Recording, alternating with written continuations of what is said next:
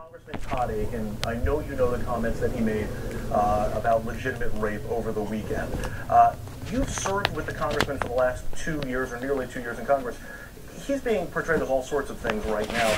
What can you tell us about him, just as a person? Well, I don't know Todd Akin well. He seems to be a deeply religious man. I understand he has 2 daughters. I don't imagine that he intended his comments to come out as they did, but they were outrageous, they were insulting. There is no basis in medical fact for what he said. I certainly can't support his comments, and I am with those who say that he should step down from this race. At some point yesterday, your opponent in this race, Sean Patrick Maloney, went on Twitter with a comment about your response, or lack thereof at that point, to what he wrote, or to what Congressman Akin said. Here's what he wrote. Nan Hayworth joined Steve King as one of few not to denounce Todd Akin's anti-woman statement. You had a few comments about it before your office released a comment during the overnight hours. Would you like to make an official statement?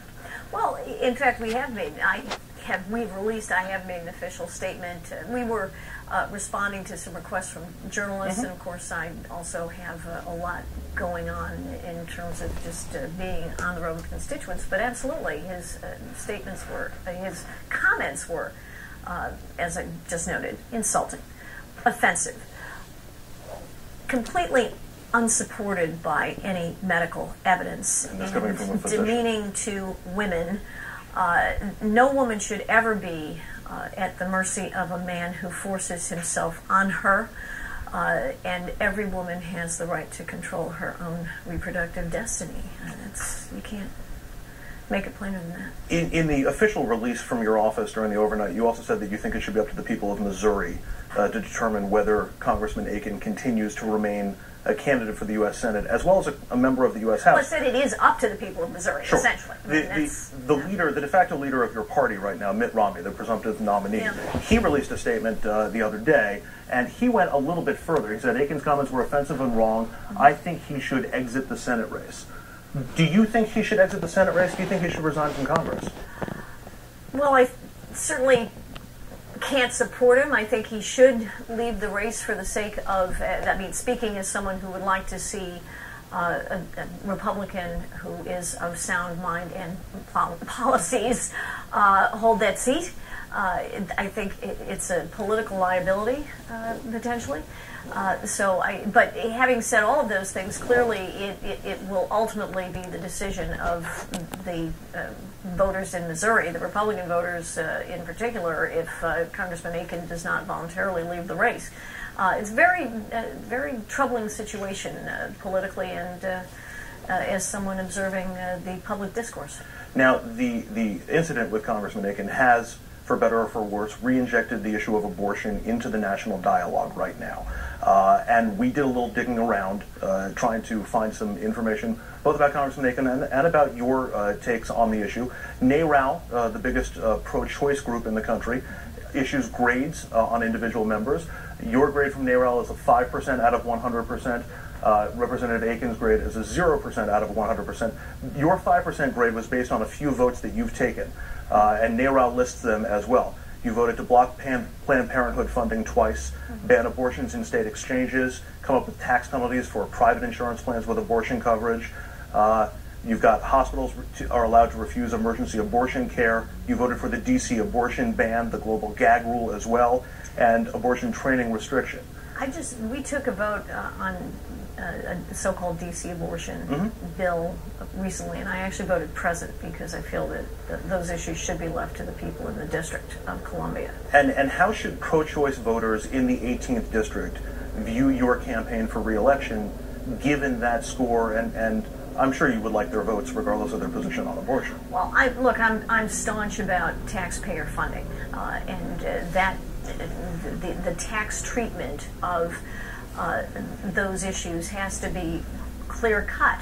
This is a deeply held issue for an awful lot of Americans who do not want to see their tax dollars go toward elective abortion. And with the passage of the 2010 health law, there were a lot of new implications for individuals and institutions in terms of their contributions toward that kind of elective procedure, with notable exceptions for rape, incest, severe threat to the life of the mother, and those also are clear-cut.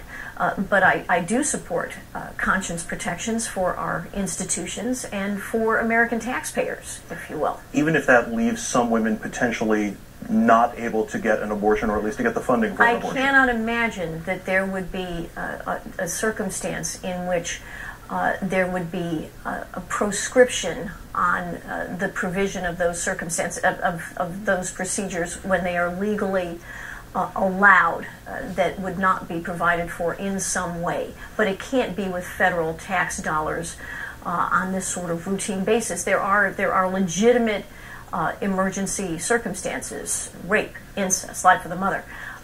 Nobody is arguing those things, but elective procedures we can legitimately talk about as a key issue for people of conscience. You mentioned those exemptions. Yesterday, the Republican Party Platform Committee voted up what its prescription is, or what its position is, the party's official position is likely to be when it comes to abortion. We want to put it up on the screen. We assert the sanctity of human life and affirm that the unborn child has a fundamental individual right to life which cannot be infringed. It continues by saying, we support a human life amendment to the Constitution and endorse legislation to make clear that the 14th Amendment's protections apply to unborn children. There are no exemptions in that position. That is likely to be the official policy of the Republican Party, of your party. Do you agree with that platform? And because this will have an impact on additional votes going forward as they come up.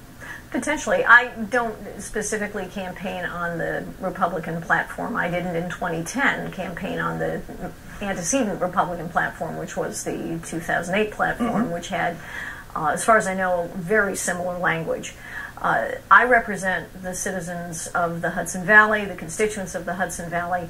I feel that women have to have that right and that autonomy over their own reproduction. So the existence of a human life amendment, depending upon the terms, but as I understand it, would be counter to that individual autonomy, and I would have a problem with that. But from my reading of that platform, it would indicate, if turned into policy, that a doctor, for example, could be prosecuted for performing an abortion. I voted against criminal prosecution of doctors. That's just, and I think the likelihood of that happening is extremely slim. So I don't think that kind of measure would pass. And I think there are enough Republican votes against that kind of invasion, if you will. You know, we are talking about the right of people to act according to their conscience. We're going to take a quick break here. We're going to get into what we thought this campaign was going to be about, issues like jobs and the budget and the economy. That comes up as our interview with Congresswoman Nan Hayworth continues. Keep it right here on RFL.